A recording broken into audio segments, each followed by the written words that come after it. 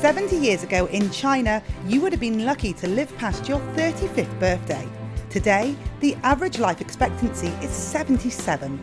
More people than ever are living out their twilight years surrounded by their children, grandchildren, even great-grandchildren.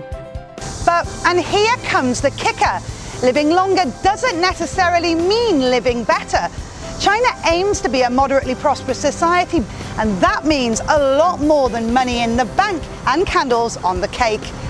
So what does living healthy in China look like today?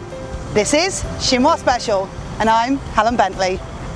The Beijing Olympics was a watershed moment for China, and the sports facilities are still in use over a decade later.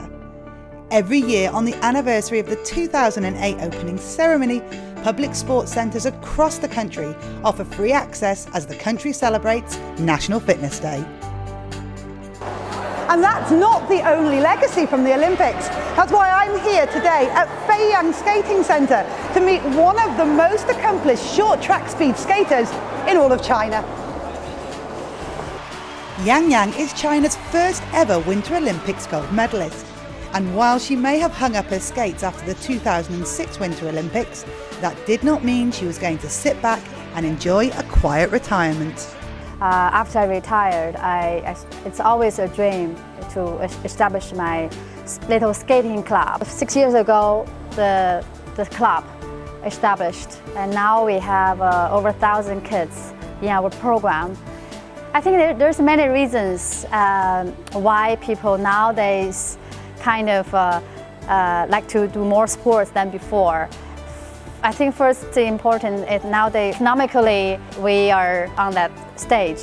Of course, we have a 2008 Summer Olympics, and now we have a Winter Olympics coming. So we have more facilities and better services and programs. Like I said, sports is not only physical health, but it's also mentally, society, community, and family. All it's a positive. In health, fitness and activity may be good for all-round wellness, but what about in sickness? At the beginning of the century, less than 1/3 of the population in China had access to health insurance. Now today, thanks to one of the biggest health system reform drives that the world has ever seen, 95% of the population are covered by basic health insurance. How is that possible? 金字塔把它倒过来，要基层更多的看就诊的那个分级诊疗。在方庄，我们总共服务了5.5平方公里，8.8万居民，然后我们的方庄社区卫生服务中心同时还有5个社区站分布在这些小区里面，也就意味着我们的居民5到15分钟就能够便捷地找到我们相关的这个社区卫生服务。在我们这个地方就诊，就基本上看不到什么患者的拥挤，因为它实行了提前预约预约就诊，导致家庭定向分诊。It's not just the patients at Fangzhuang who have benefited.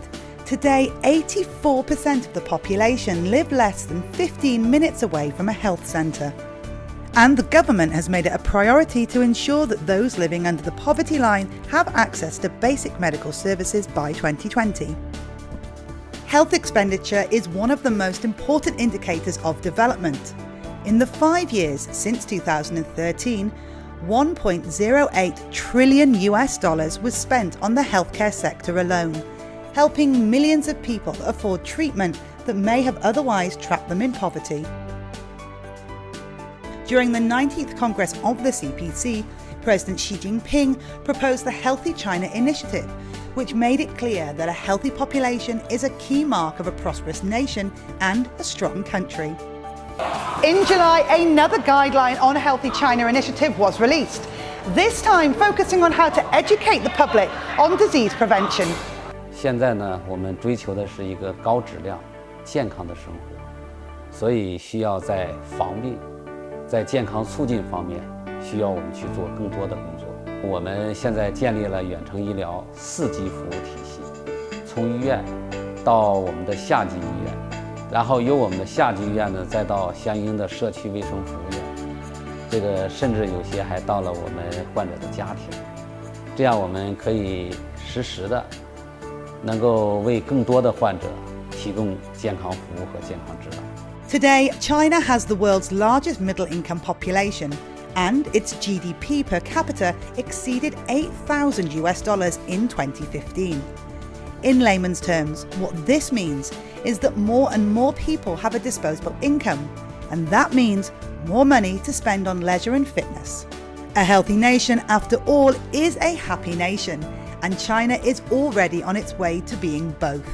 It is forecast that by 2020, $220 billion will be spent on sports consumption in China, and about 435 million people will be exercising regularly. In the 1980s, many people believed the adage that health relies on food and not feet. But today, healthy feet don't hurt. Behind me is a sight that's known to anyone who's spent any time in China: square dancing. These ladies are known affectionately as dancing aunties, and they're not alone.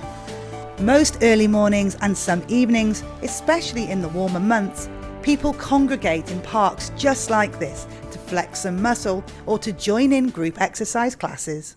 It's not just a chance to get moving, it's also great for socialising and strengthening community bonds. And you don't have to be an auntie to get involved. See you next time.